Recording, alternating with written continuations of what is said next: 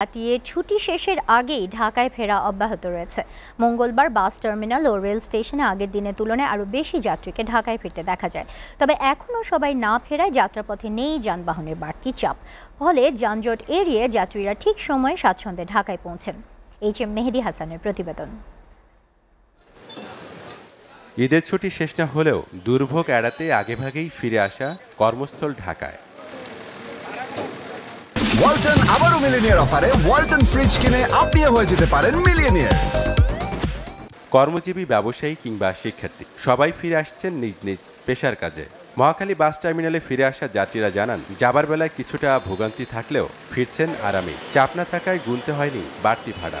গফরগাঁও থেকে মাওনা দিয়ে আসছি, আসার রাস্তায় কোনো সমস্যা হয় নাই। আমি আমার বাচ্চারা নিয়ে আসছি। নেত্রকোনা থেকে ঢাকা আসছি, ভোগান্তি কিছু হয় নাই, ভাড়াও সমান ছিল। 400 টাকা ভাড়া আমরা আগে পাইতাম, এখন 400 টাকাই নিছে। আর আমরা সিট দিয়ে আছি, কোনো ঝামেলা হয়েছে না। আর কমলাপুর রেল স্টেশনে ঢাকায় ফেরা যাত্রীদের মুখে স্বস্তির বার্তা। এমন ঝক্কি ঝামেলাহীন ভ্রমণ সবসময় পেতে চান তারা।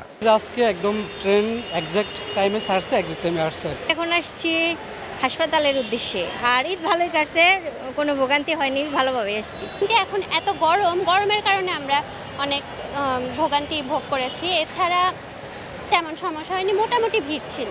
আমি গ্রামের বাড়িতে গেছিলাম 3 দিনের জন্য, চলে আসি ঢাকাতে, কালকে থেকে অফিস করব। এদিকে বিভিন্ন পর্যটন কেন্দ্রে ঘুরতে যাওয়ার জন্য এখনও সপরিবারে ঢাকা ছাড়ছেন অনেকে। HM মেহেদী হাসান, SRTV, ঢাকা।